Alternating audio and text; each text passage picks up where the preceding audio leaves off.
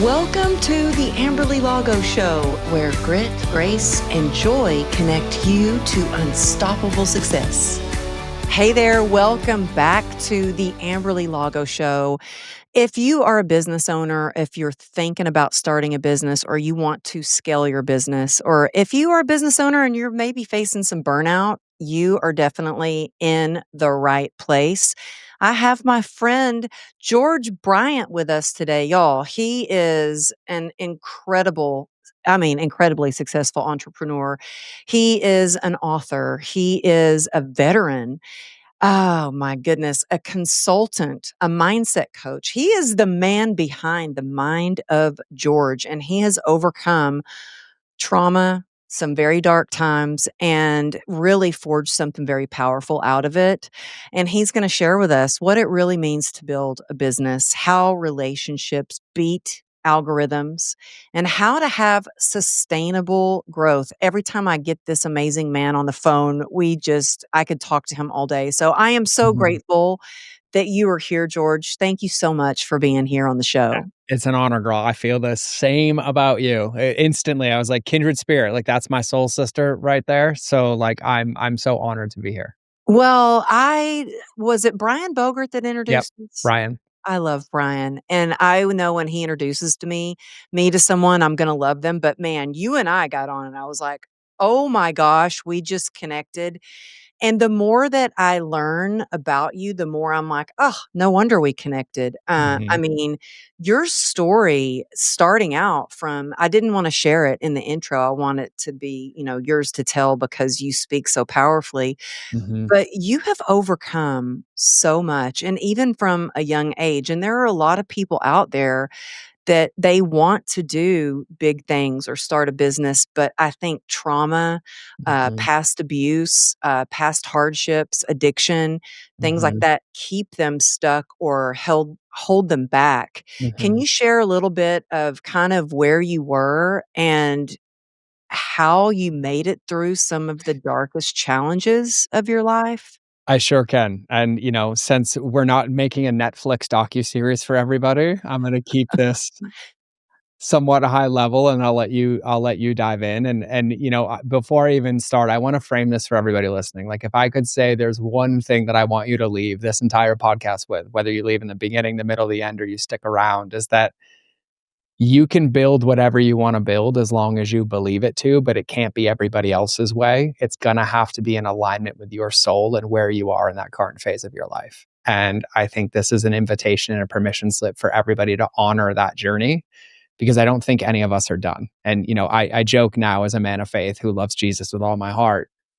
I look at my story now not as something that I overcame, but more so something that God gave me to build my character.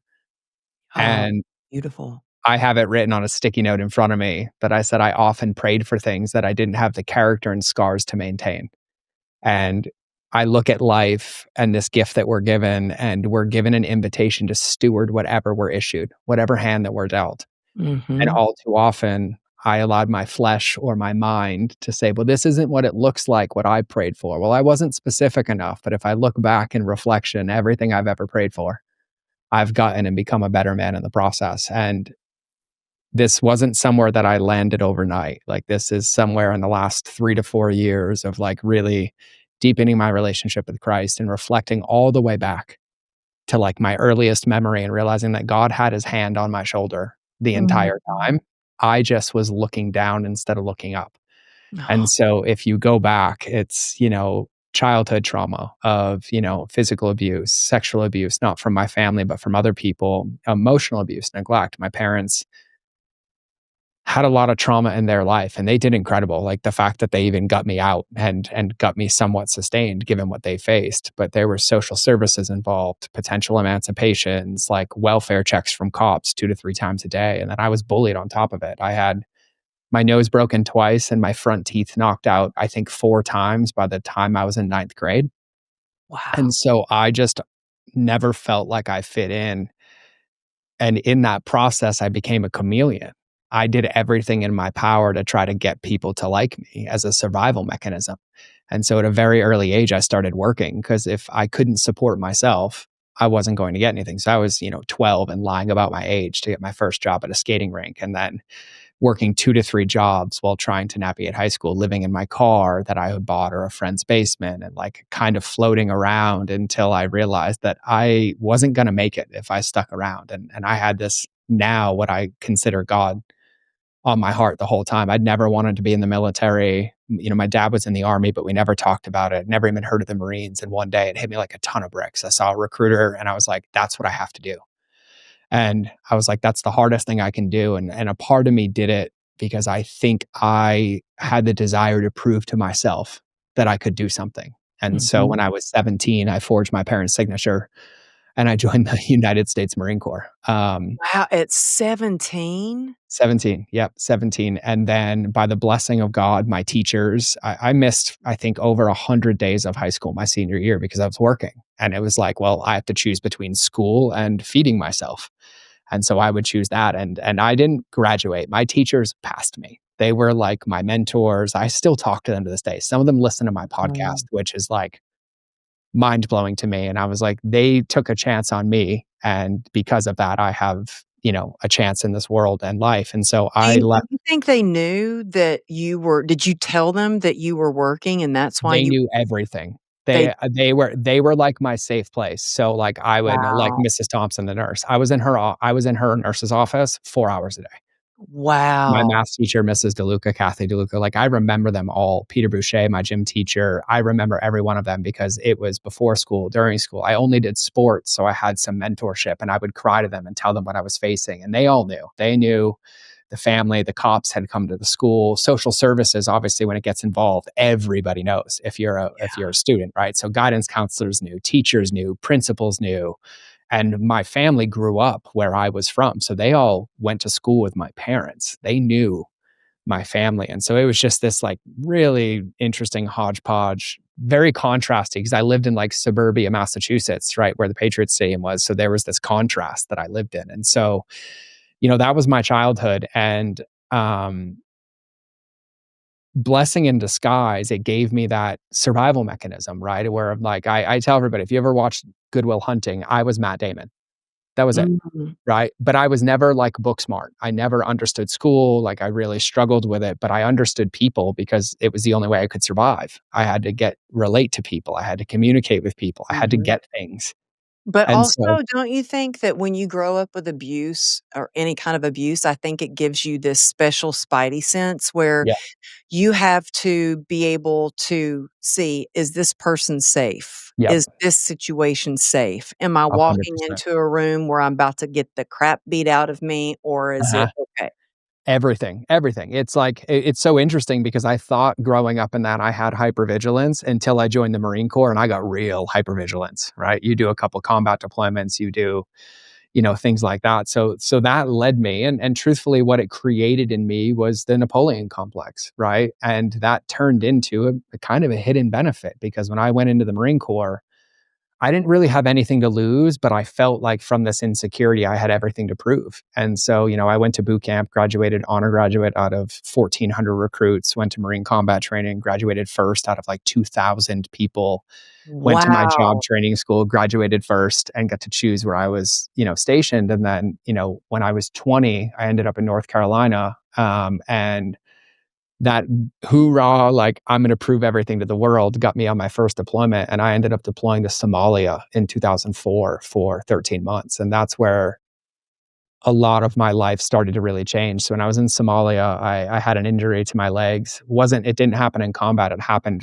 like training to go out on a mission. And I almost lost both my legs. Yeah, Uh, you had compartment syndrome. I had bilateral, so both legs at the same time. Did they slit your leg down the 6 side? surgeries. Yeah, 6 surgeries. So 'Cause it I had happened. that too, and I've got any Uh-huh. doctor that I've met that have just seen me and seen my scars, they're like, "Oh, wow, you had compartment syndrome," because you Yeah, can so what definitely happened to me, you're actually the first person I've ever met besides me. It's not a very common thing, but it happened in Somalia on my 21st birthday, and then they misdiagnosed me as having shin splints.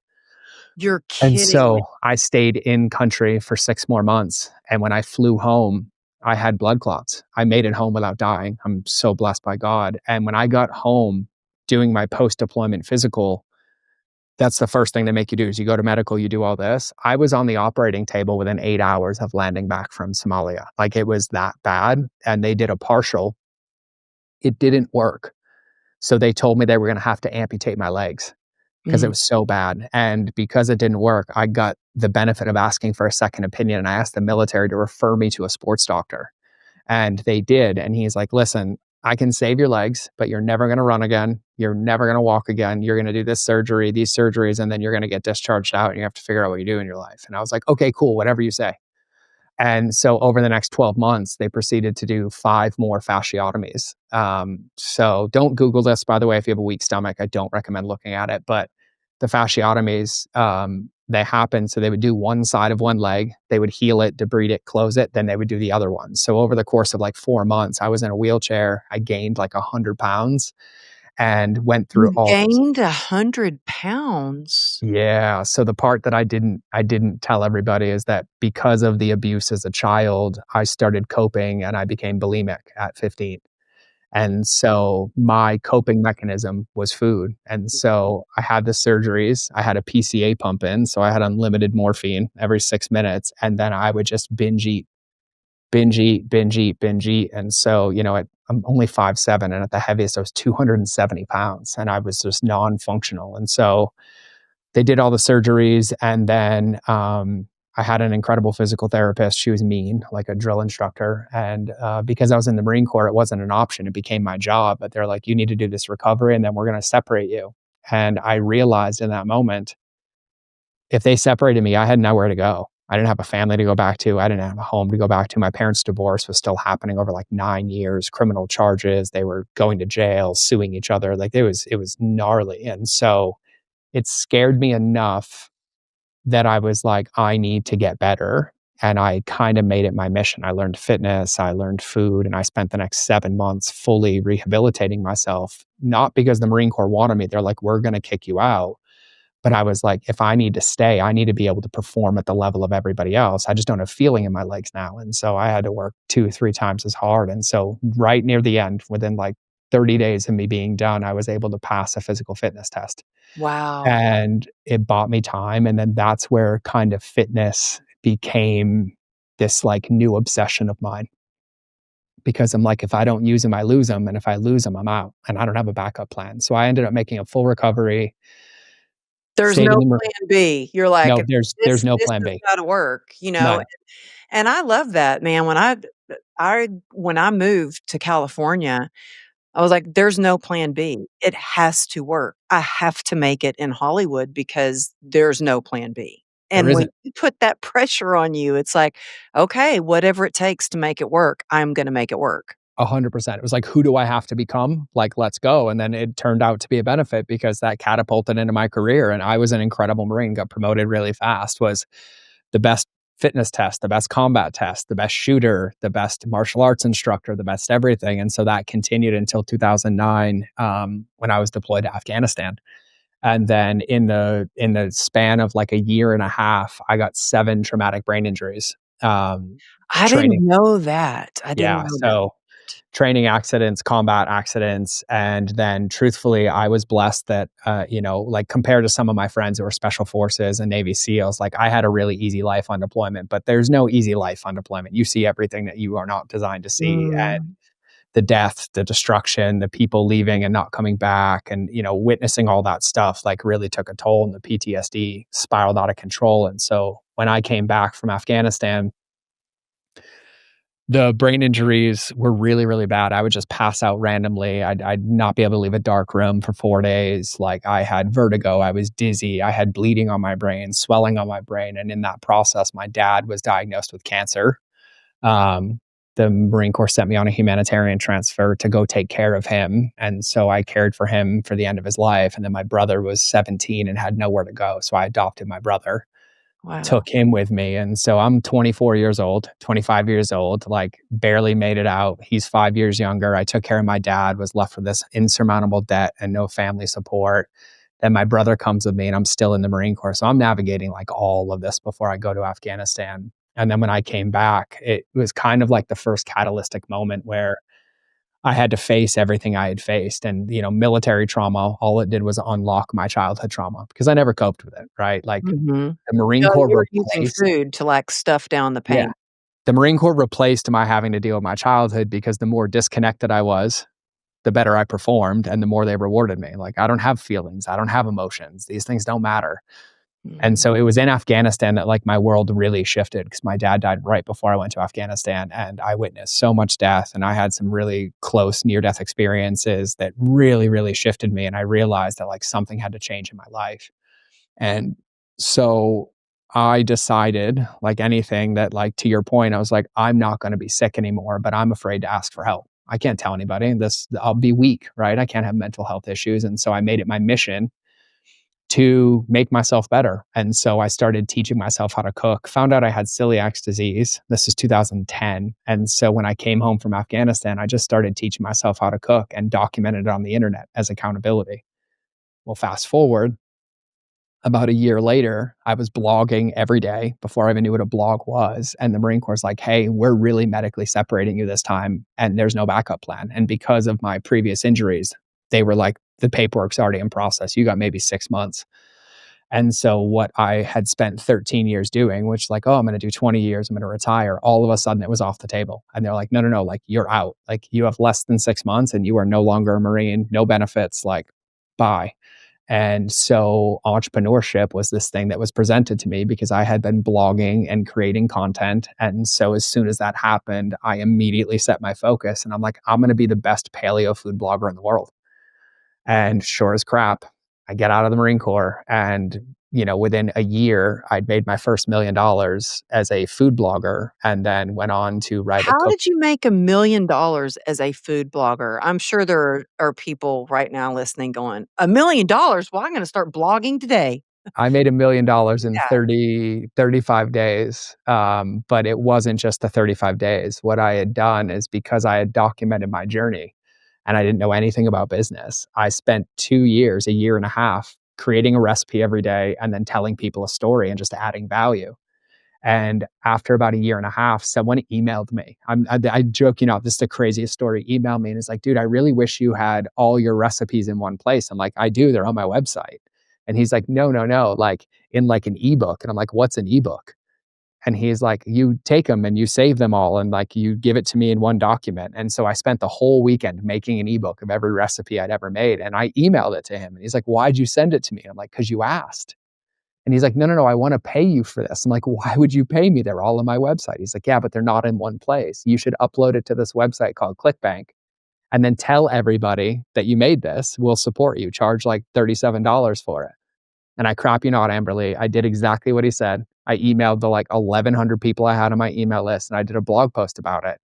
And the first 2 to 3 days, I thought something was broken because ClickBank was saying I was making $80,000 a day. Oh And my god. yeah, $80,000 a day when you had 1,100 people on your email yeah. list? Yeah, because I posted it, then I did a blog post, and because I had added so much value and I'd never asked for anything from anybody, they all started sharing it. And then they're like, "Look at these Oh. recipes, look at XYZ." And so that first ever digital product went on to make $1 million. And it's actually what kickstarted my career.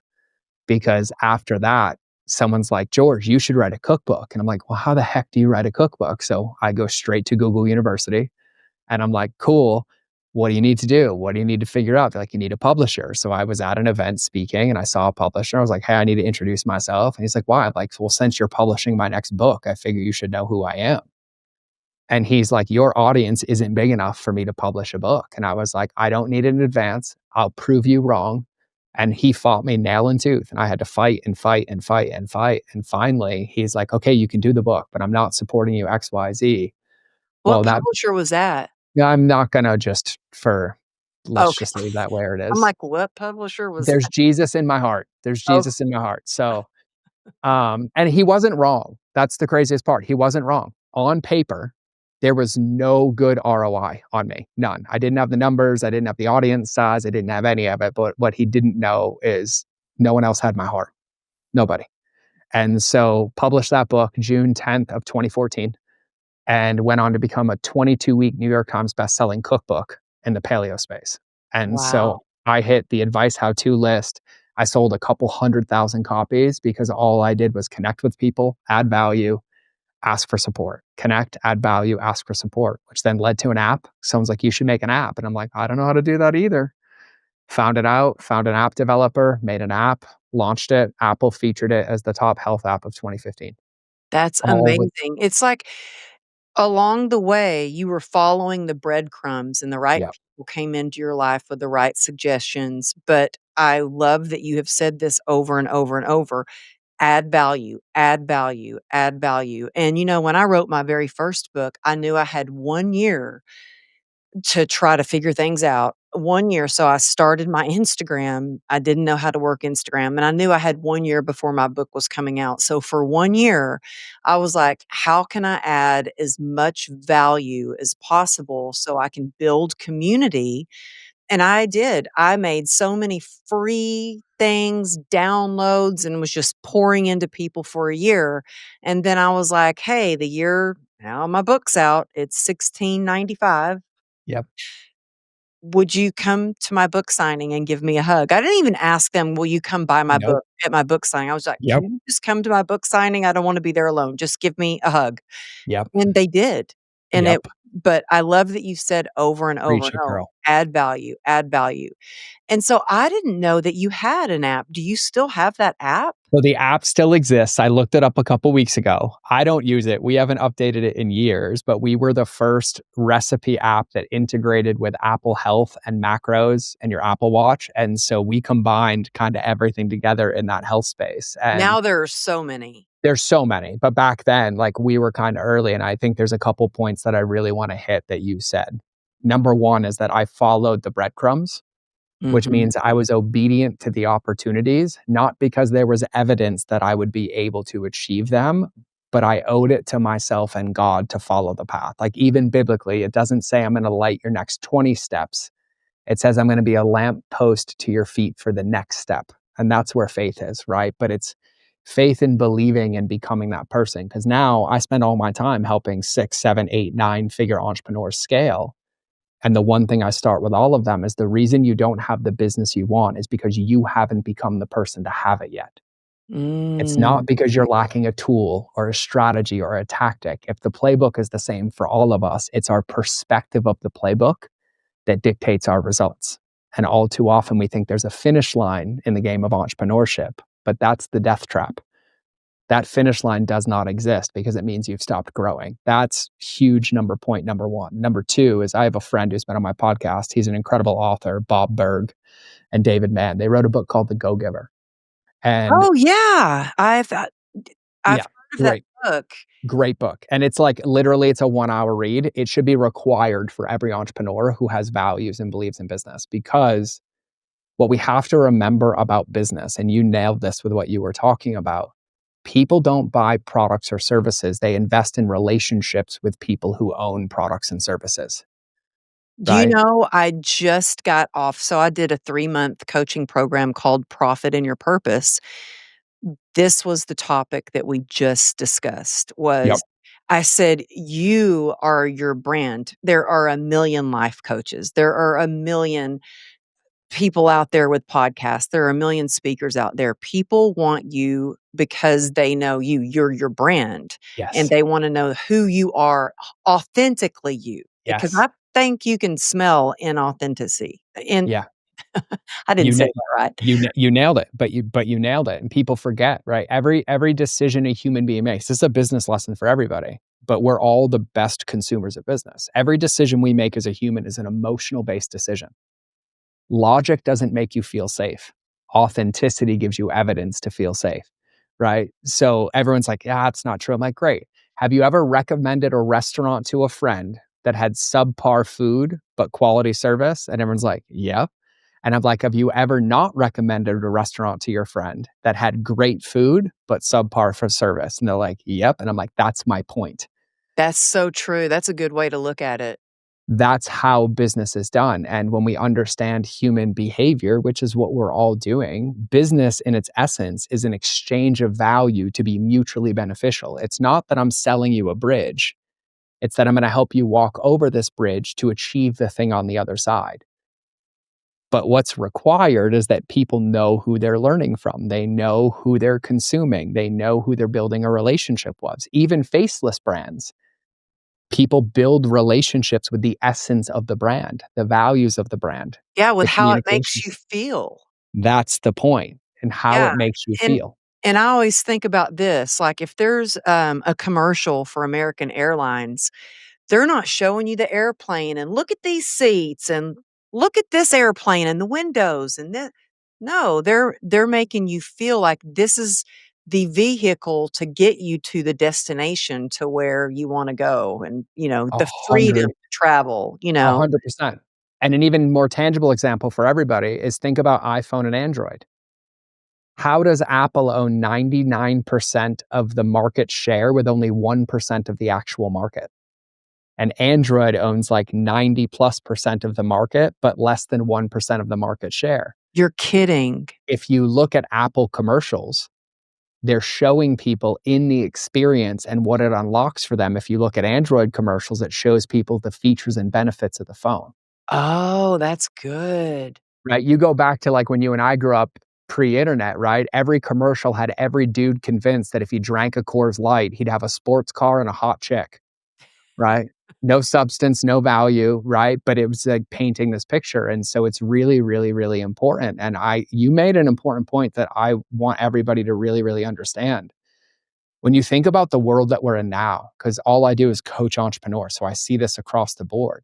Everybody is so over inundated with noise that the only thing that actually separates any of us is our identity. And the people who win are the ones that are willing to share it. And the people who lose are the ones who are hiding it from everybody else. Because what's the difference between my podcast and your podcast, or hiring me as a coach or hiring you as a coach? It's actually their relationship with us. Well, in Mhm. order for people to build a relationship, right? Entrepreneurship at every level is leadership. And it's not that I have it all figured out, that I've done all this before. It's that, like, hey, I'm on this journey with you. Let me share what I've learned and invite you to take it with me. But I can't do this for you, but I'll show you what I've learned. I'll show you what I've experienced because I'm still committed to this growth. It's a really, really important point. And even going back to your Instagram point of how businesses are done, like I've heard it for years. Like people told me, they're like, dude, you could never succeed with a Facebook page. They're dead. Well, they told me that. And then I built 350,000 fans in 18 months. And they're like, how are you doing this? And I was like, the same way I would do anything else. Just like someone's like, well, I could never launch a podcast. It's so saturated. And I was like, but you're not out there. Mhm. You're the unique factor, but we all too often hide behind our businesses, right? Our businesses Mhm. are not our identity. Our businesses are Exactly. just a playground for us to share our identity with the world. And I Well, think that that's I'm sorry to interrupt, but I have this just came up, and I think it's yeah. important and that you're gonna be able to answer it. So, I have people that are just they're living in fear. They have Mhm. this big idea. They have this, big business that I've got this is it. I'm gonna do it. But then they're scared to do a post. They're scared to even update their profile picture is from 1965. And I'm like, It's scary putting yourself out there, but what do you suggest, or if this comes up with the entrepreneurs that you Comes up all coach, the time. what do you suggest for them to do to get through the fear and do it anyway? It's such a great question. And I'm going to give two answers. I'm going to give the easy answer and then the deeper philosophical, theological answer, right? The first thing is that all too often we don't ask ourselves what we're really afraid of, Mm, right? And so, like, your human brain is designed for survival. Your limbic system is designed to keep you comfortable. Facing growth has discomfort associated. So, what we'll do is we'll negotiate with ourselves, but we'll just mentally ruminate over and over and over again. And I ask this of my clients sometimes when they're facing fears. And I'm like, all right, what are you afraid of? Like, what's the worst that could happen? And they'll list them all out. And I'm like, amazing. Now, what's the best that could happen? And then I'll make them list them on a piece of paper in front of me. And I was like, cool. Now, let's be honest. Given the last 30 days of our life, I want you to make a tally mark for every piece of evidence that you have that proves either side of these. And then I'll look at them and I'll be like, look at that list of things that you're afraid of. And I was like, would you be willing to put your life on the line to a jury of your peers to prove beyond a reasonable doubt that this is true? None of them say yes. But then I'll look at it and I'll be like, would you be willing to make a case for this side? And they're like, 100% I would. And I was like, because you have nothing but evidence to support this, but we have to believe it. We have to Mhm. actually look at the evidence in front of us, right? It's no different than like the first ever keynote I gave. I was convinced people were going to leave. They weren't going to listen to me. I'm going to be judged. I'm going to do it. And the exact opposite happened, right? And as cheesy as it sounds, is fear is false evidence appearing real. But what that is we're bumping up against our growth ceiling, right? It's like you worked so hard to run a 10-minute mile and then you literally can't go faster than 10 minutes. Well, to break through that barrier, you have to change your training or change your habits or change your behaviors. But it's scary because it's not comfortable, it's not known. So it requires a little bit of discomfort. The interesting thing about entrepreneurs, though, is if we all go back to when we started, we faced this every day, but we didn't have a bias associated because didn't have success. So you and I starting Instagram, if a post didn't do well, we didn't delete it. You know what we did? We made another post. Exactly, and If you know somebody, what? I yep, still keep my crappy posts up from when I first started so people me know too. I didn't know what I was doing. Well, I still don't. I'm just still trying to figure it out.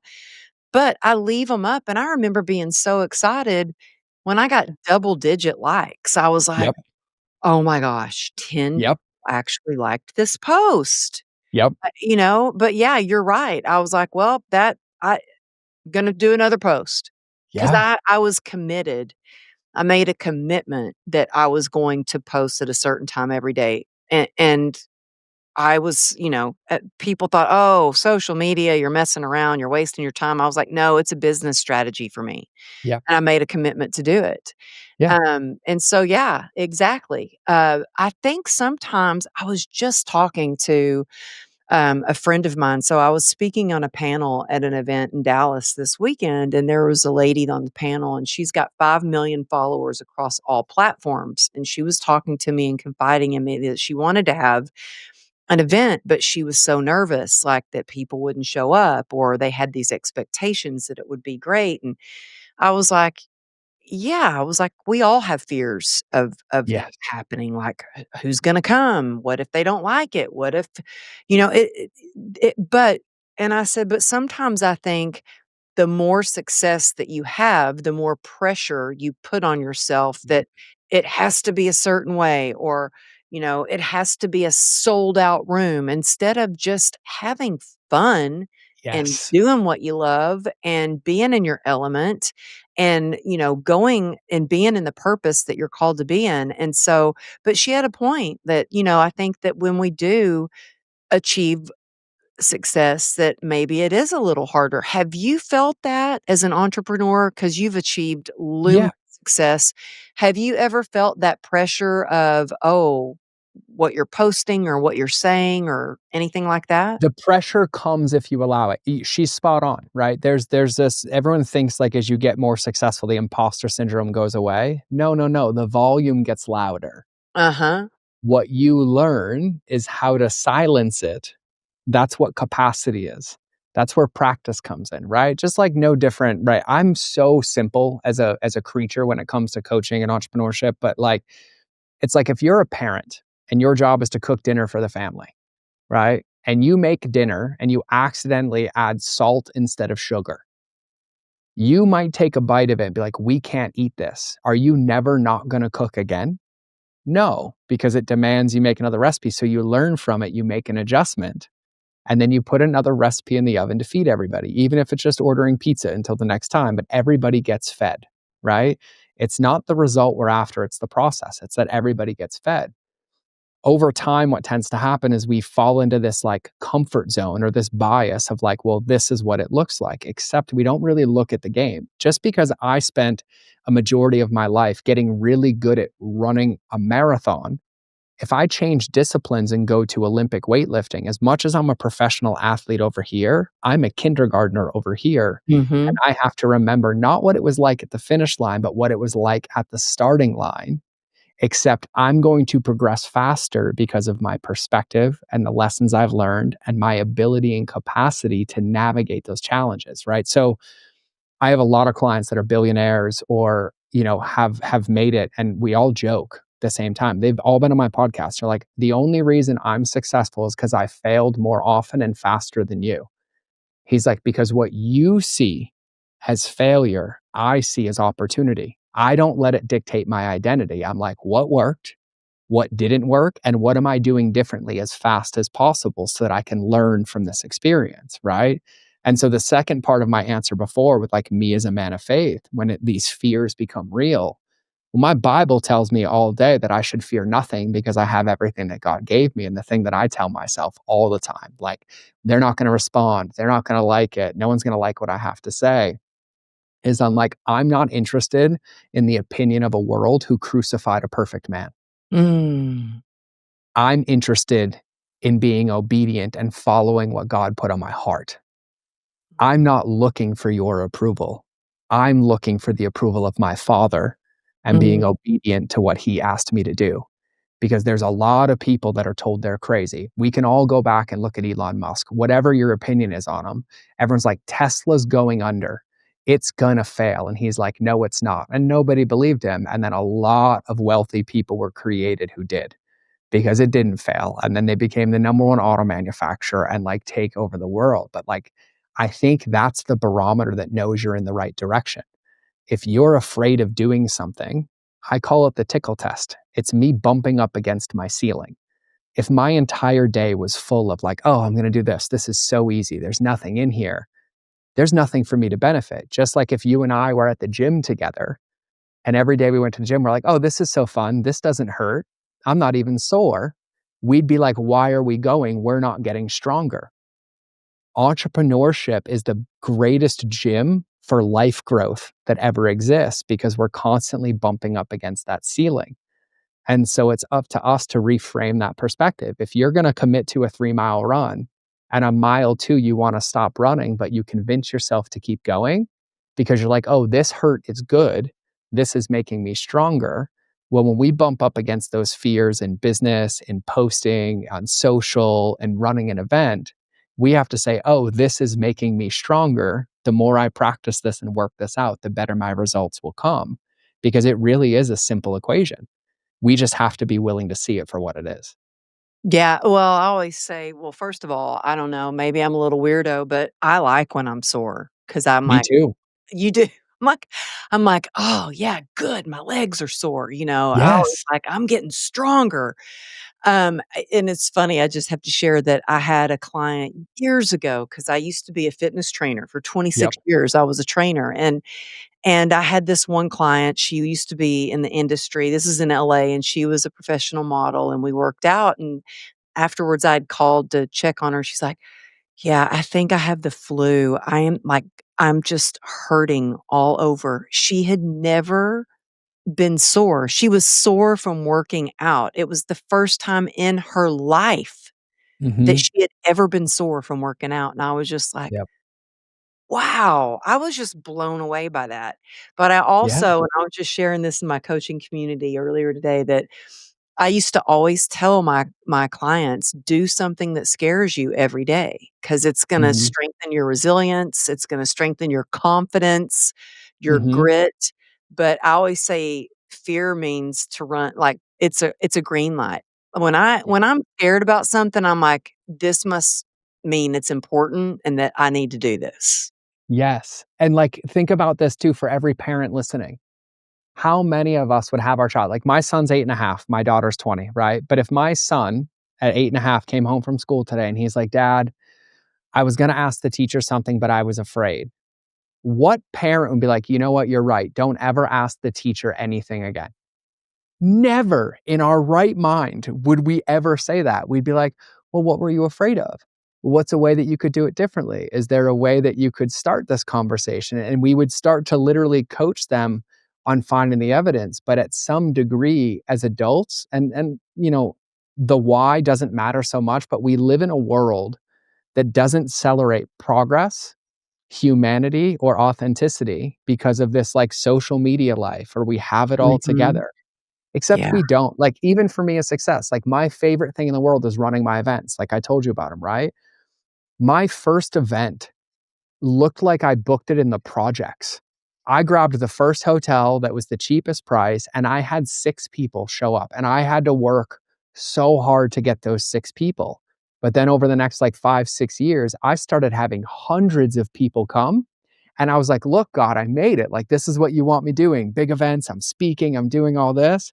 And like 2 years ago, I booked a hotel in Dallas, of all places, and I was like, "All right, we're selling event tickets." The last one sold out, the previous one sold out. 6 weeks, Amberly, and not one ticket sold on a $700 ticket, and I'm talking thousands of people told. And I'm crying, I'm praying, I'm doing all of it, and so I had this moment with God, and I was like, "God, what do I do?" And he's like, "Cancel the hotel." And I was like, well, what do I do? And the only thing that hit my intuition was 4 walls and feelings. I call my CEO and I was like, Ashley, I need you to call the hotel, cancel the contract, get us out. We can't pay for this. It's like 25 grand. No, no, no. And she's like, craziest thing, George, is I never booked the hotel. And I was like, what? What? Come again? She's like, it just didn't feel right. I never booked it. She's also a You're woman of faith. kidding. And I was like, okay, listen, this came to me, 4 walls and feelings. And she's like, oh, we need to get an Airbnb. Remember, that's when you started all of these. Amberly, I crap you not, we book the Airbnb in Dallas. And I'm like, hey guys, God told me 4 walls and feelings. We're doing this, but it's capped at 25 people. The next day, the tickets sold out.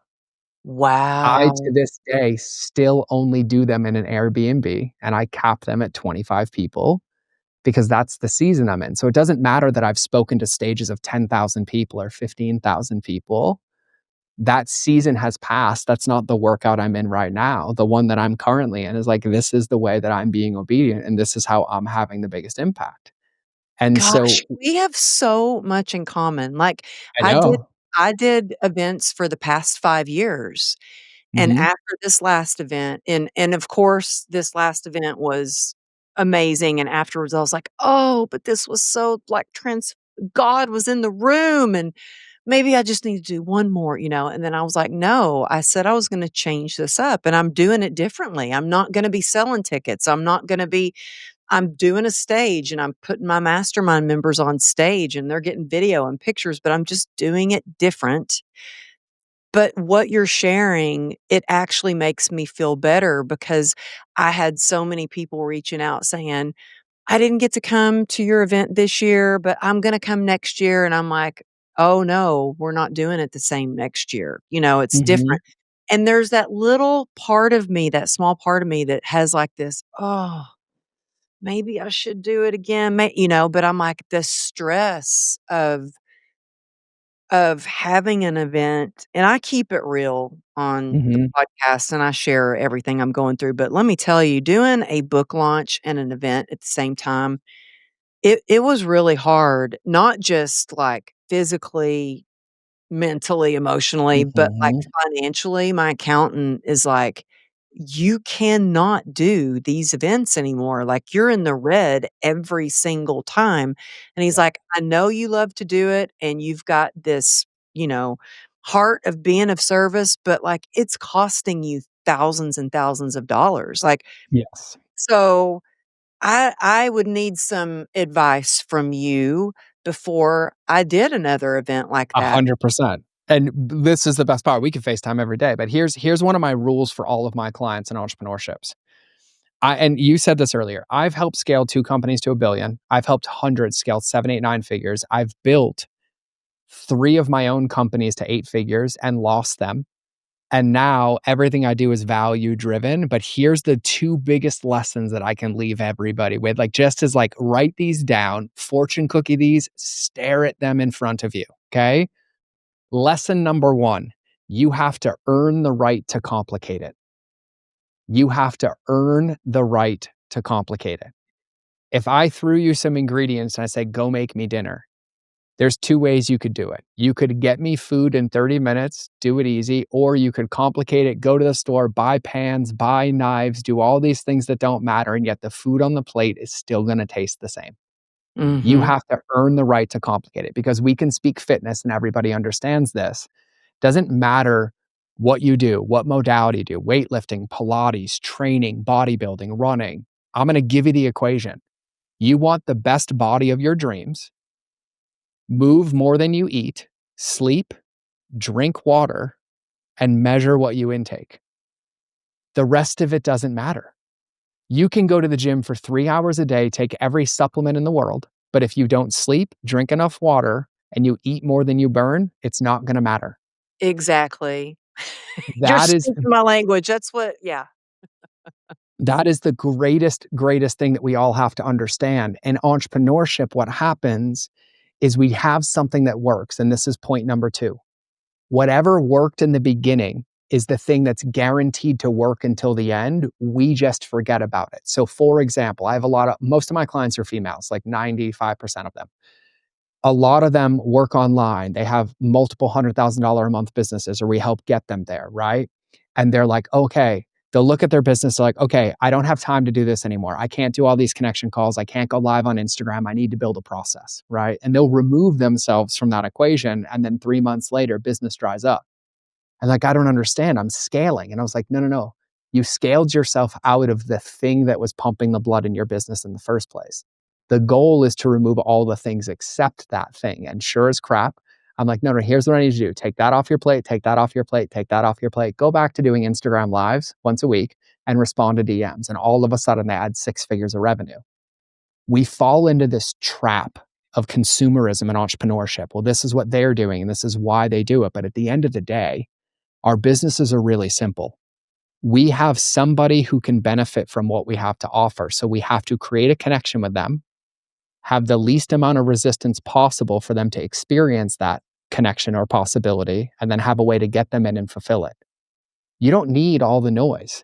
Just like if I'm going to open a restaurant, the first thing I'm going to do is I'm going to invite all my friends over for dinner at my house and have them taste the items and get feedback on it. And I'm like, dude, this is great. Can we do this again? I'm like, actually, next week, I'm going to do this again, but can all of you bring like 3 or 4 friends so they can taste them too? And then I'll have 20 people at dinner. They're like, dude, we wish we could do this a couple times a week. I'm like, great, I'm going to open a food truck because that's low cost, low overhead. So let's just get the food out because it's not about the restaurant. It's not about the walls. It's not about how big the building is. It's about the food. And then if that demand is breaking, then I'm like, oh, maybe we should move into a restaurant. But we have to go through the phases. And so the 2 Mhm. things that I want everybody to remember is number 1, you have to earn the right to complicate it. Before you tell me that you're going to go do this 2-hour a day workout program, I'd rather you show me that you're consistently walking for 30 minutes a day and sleeping every night because that's the only thing that's going to build the foundation. And the second thing is that whatever works is going to work in 2 years and 4 years and 6 years as long as you protect it. And those are the 2 most valuable lessons because I coach more people through this than anything I've ever done. And at the end of the day, when things get hard in my own business, in my coaching with my clients' business, 10 out of 10 times, we can find the 3 things that we used to do that we stopped doing. And when we go back to doing them, they work again. Oh, that's so good. That's so good, and I love how you use these analogies, especially with having friends over and then moving to a food truck, that and then scaling it up, because that's how I started with my mastermind, and it's how I started with events. My very first event, I had 45 people, and I rented a small little hotel room, like, it was very small, and then it got bigger, and then it got bigger, and then I think in the process too, you have to ask yourself, like, do you love what you're doing? I feel like if you love what you're doing and you love it, then it is gonna work. If you It love is. the people, if you love your people, if you love the people that are coming and you just love it, I feel like it is there you will have that drive, you will have that grit, that persistence to get it done. Um, but I think it is like taking the time to take a look at your business and see the things that maybe you can pull yourself out of. What can you delegate? And the things that only you can do, then stick to that. The only, like what you were telling me about your client going on Instagram Live, like delegating the things, the behind the scenes, like maybe you need to hire somebody to help you with newsletters, or maybe, and Mhm. people are always shocked that I tell them that I still do my social media, and they're like, "You do your social media?" I'm like, "Yeah," because I feel the connection Yep. and I listen to my audience to learn what is resonating with them, what do they want more of, and so I felt kind of a disconnection when I don't check my messages or I go see, and I always respond or I do my best anyway to Yeah. respond to a comment and then go to their page and see what they've posted because it's more about connection for me. And I love that you are so much about connection. In fact, you also say you never have a marketing problem, you have a Nope. relationship problem. Uh-huh. So, how Uh-huh. can somebody today who is like, well, I need to scale. Like, how do I start building these relationships instead of focusing on my marketing? What do I do? What's the first step that they could do starting today that to Oh, it's a change great that? question. Yeah, because here's the craziest part. This is the paradox of scaling. Effective scaling comes from scaling the unscalable, right? Marketing is just Effective scaling comes comes from from scaling the unscalable. That's it, right?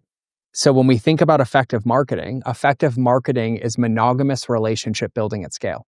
That's all it is. And the hmm, only way to honor those relationships is to either you maintain them or you bring somebody else in that can maintain them the same way, or you create a process that allows you to maintain them. So, like, if we all go to our favorite restaurant and we love going in because they talk to us and they ask us about our morning, and then one day we walked in and the hostess was replaced with a robot kiosk, we'd stop going back because we mm, lost that personal connection, yeah. right? Or where we buy something at a store and they're like, here's your receipt, get out of the store. We would never come back to that, right? That's the human element that's inside of all of it. I think we're missing a lot of that is We and are. that's the power too of and I wish everybody knew this. So, listening today, I want you to hear this. Like, there is something magical, transformational when you actually get in a room and get to be around the energy of other entrepreneurs, Yes. people that are go getters, trailblazers, doing the same things as you. There is something, it can be life changing getting in the room. Yeah. I think it's so important. Yeah, and so to answer your question as well, I agree with you wholeheartedly, which is why I do the events. A complete pattern interrupt, right? It gives you space, it shifts your perspective, and then you get to absorb from other people their ideas, their energy, their Mhm. confidence, and it unlocks possibility because as entrepreneurs, I'll tell you the place you don't scale. You don't scale locked behind your laptop, grinding away because you're just operating in this one bias of convergent thinking. It's not an effort thing, it's a perspective thing, right? I say this to my clients all the time. Our perspective is the difference between our prison and our power, right? So if I take a client or somebody listening to this episode right now that is doing, 5 figures a month in their business, and I'm like, what are the challenges in your business? Oh, this is keeping me up at night. I can't solve this. I can't solve this. And I grab one of my clients who's doing 8 figures a year and I put them in that same seat. They see opportunity, but the person in the business sees obstacles. The information's the same.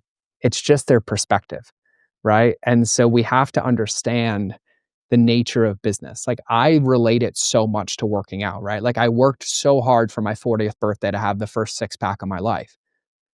Newsflash, if you don't keep working at it, it doesn't stick around, right?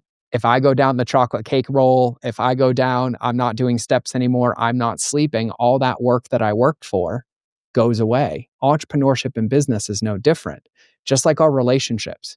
You can work really, really hard to go from dating to engaged to married, but then everybody in a long term relationship will tell you this, you work harder to keep that spark alive because it's worth it than if you just stopped doing everything, that relationship would end. Entrepreneurship is no different. And I think importantly, what everybody has to understand is a lot of the things that people complain about or are obstacles in their business are just what we would consider inconveniences. But if you remember that on the other side of that inconvenience, those are the people paying your bills. They're the ones that are funding your lifestyle. They're the ones that are telling their friends about you. And if they were all in a room asking you all these questions, you'd never be like, oh my God, I don't want to answer your question. How dare you DM me? A lot of the times we pray for things or like, we want this business, we want these results. Well, that comes with the responsibility to steward them. And so first is like shifting your perspective. Like what a blessing to be like, oh my God, my biggest challenge is I have too many DMs and not enough time to get back to them. Yeah, it is a blessing. I think it's a blessing. The other day I've written a lot of forwards for books. Yep.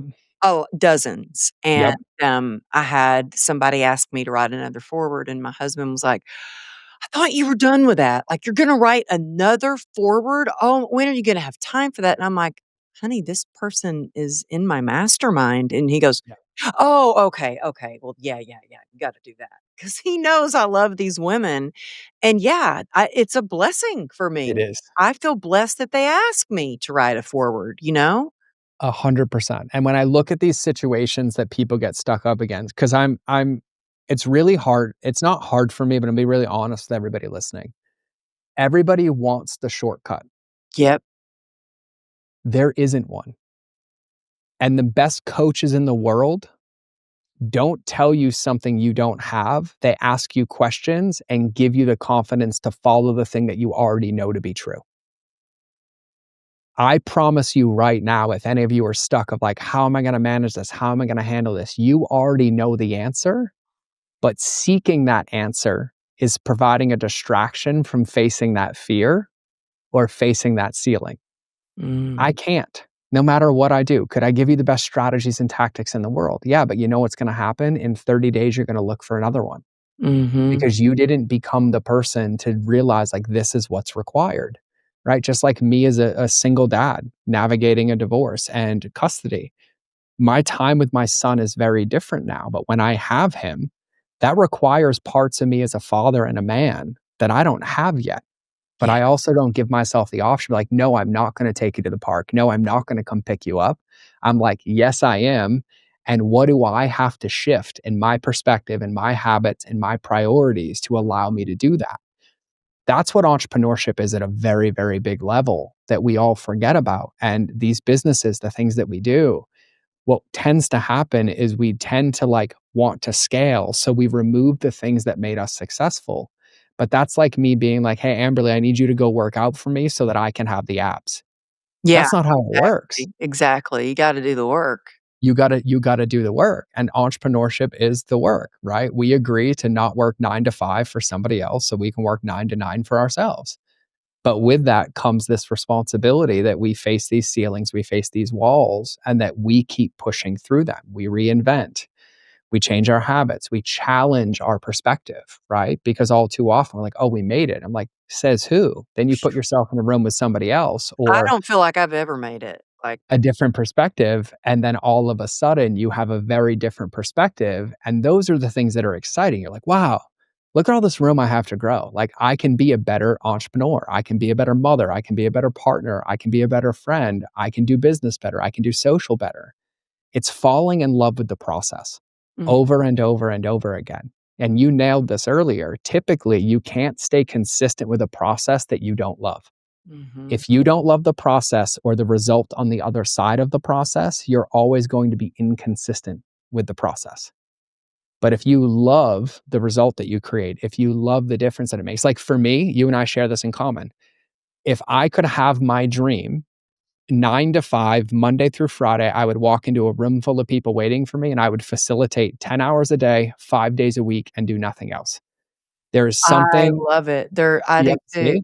Yeah, And I so love it. for me, that's my magic. Coaching people is something that I love and desire. Well, I don't have that luxury. So there's jobs that I get to do, like promoting the event and organizing the event and getting it together so that I have the opportunity to bask in that reward, which is serving people. And so for me, it's really, really easy. Just like last night, I wanted a ribeye for dinner. So I had to open the grill and get it ready. And I wanted potatoes and asparagus. And I had to put the effort in to have the reward on my plate. And was it worth every bite? 100%. Would I have loved it if a private chef made it for me? Sure. Not really. I just had to re-fall in love with that process to have that result. And so I think a lot of us just have to keep in perspective, like what a blessing it is that we have a business. Yeah. Because I remind people often, we're currently sitting in a previous version's vision board of our life.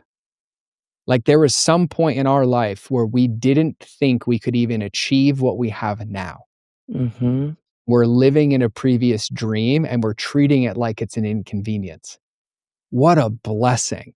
Yeah. If you've made one sale, if you've had one DM conversation, if you've made a difference for one person, you are different than literally 200 other million people that are checking a box in a 9 to 5 that don't have the freedom that you have, that don't have the path to explore what you get to explore. And I think to go all the way back to the beginning of this is when we face these moments or these hardships or these trials or big T and little t trauma that either we create or are done to us. The question is simple. If the hand has been dealt in front of us, are we going to fold it or are we going to play it? And I would submit it's never worth folding. It's better to play it and lose the hand than never give yourself the chance of even winning the hand. And if Mhm. you fall in love with that process over and over, it starts to turn you into the person that can have all of these things that we desire, right? And a really cheesy example, everybody sees this all the time. What happens to most lottery winners when they win the lottery 5 to 10 years later? They have none of the money left. Mhm. It's not because they didn't have the money, it's that they weren't the person who could maintain it because they never learned those lessons. Entrepreneurship is like the game of hard knocks and invitation. It exposes our weak points. It shows Mhm. us the areas of opportunity, and it's a big mirror for us. But what a gift. Like, Mm. what a gift to be surrounded by. Like, man, I am not good at public speaking. Okay, cool. Well, I'm just going to keep speaking and then I'm going to get better. And then I'm going to end up doing this or giving a TED talk or writing a talk on overcoming fear or writing a book or launching a podcast. Like, we don't get to skip the process, but I would invite everybody is to be excited about the process. That's such a great way of looking at it too, and what a blessing you are. I could literally talk to you all day, and like I said, I had 3 pages of questions for you. I didn't really look down at the questions once. I think I'll have to have you back on because Please. I have more questions, but We can even do rapid fire. yeah, yeah, but we're, like, so out of time, and I just thank you for your time and It's an honor. your wisdom and all that you share, and I wanna know what is the best way for people to reach you so they can go to one of your events or Yeah. start to coach with you to scale their business or Yeah. become the person that they know they desire to be so they can scale the business? What's the best way to reach you? My favorite color is pink. So if you want to see the pinkest website from a very masculine man you'll ever see, go to my website. It's mindofgeorge.com. I literally pink is my favorite color. But for anybody listening, my website is the best place. My website has my podcast. It has a contact form. I would love to get a cup of coffee virtually with any of you. There's a open calendar link on my website on the application where you tell me about your business. I'll get a cup of coffee with you. Everything's linked there. Our retreat, which I don't know by the time this airs, but it's in Montana in October 23rd, 24th, 25th. I But we do know, them. I so wanted to do that. I've Oh, we're always going to get you the wanted to go next with one. We're going to Montana. get you the next one. Yeah, I'm traveling nonstop in October, and I so wanted you told me about it, and I wanted to go. So what is your website again? So the Tell website everybody. is mindofgeorge.com. Mindofgeorge.com. And I'll share this as well. Just like you, Amberly, I do all my own socials. I do all my own everything. If I can help you in any way, if you want to share anything with me, if you have a question about what I share, just shoot me a DM on Instagram. It's linked on my website, but it's George Bryant. The it's is included. So it's George Bryant. But DM me. I will personally respond. I will help you any way that I can. And let me be really, really clear. My mission is to help you. That's it. So no pressure. You don't owe me anything. But if you have a question, I think the silliest thing you could do is not ask. And I would love the opportunity to pour into you. So if I can help you with customer journey, mindset, any of it, just please reach out and give me the opportunity to pour into you. It would mean the world to me. You are so generous, and seriously, take him up on that. Go to his website, and you know what? Also, if you got value out of this episode, please take a screenshot wherever you're listening or if you're watching on YouTube and tag me. It's George Bryant and Amberly Lago Motivation. I love when I see that, Mhm. and give us some feedback, but really reach out to him. I mean, he's offering to get on a call and have some coffee with you. Thank you for your generosity. Of course. There's Oh my nothing that goodness. makes me happier. Like, I genuinely mean it. It's like the best part of my day is I walk into a calendar, I'm like, I get to meet people, I get to help, I get to answer questions. It's God made me this way and gave me this 20 years of experience so that I could give it away. That's the whole Well, point, and that's well, how we all win. It's right, like, you pour into everybody else, and then your cup overflows, and those things just start dripping downstream, and I think that that's the invitation for all of us. Because the thing that I will close with for everybody is that I coach a lot of entrepreneurs. 2025, 2026, it's the reinvention of connection. People are craving relationships, they're craving authenticity, and it's really gonna be the only way to win in business. And so the more we all collaborate, there's enough for all of us. So pour mhm, into each other, support each other, because I hate to say this, but I've yet to find any situation where helping somebody hurts anybody. mm. So that's the invitation for all of us. Collaborate over compete. And then same thing. Support Amberly, listen to this show, tell your friend about the episode. If you think I'm crazy, tell me. I'm open to all the feedback, but I'm here to help any way I can. Oh, well, thank you, and I will talk to you again soon. You I would will. love to Thanks for talk to you having me. every day, but thank you for just pouring into the show and me all the time, like, every time I get to talk with you, and thank you for listening to the Amberly Lago Show. I appreciate you being here. It's because of you that the show is a top 1% podcast. Couldn't do it without you tuning in, downloading the episode, and, of course, sharing it, so thank you so much. Thank you so much, George, and I will see y'all next week.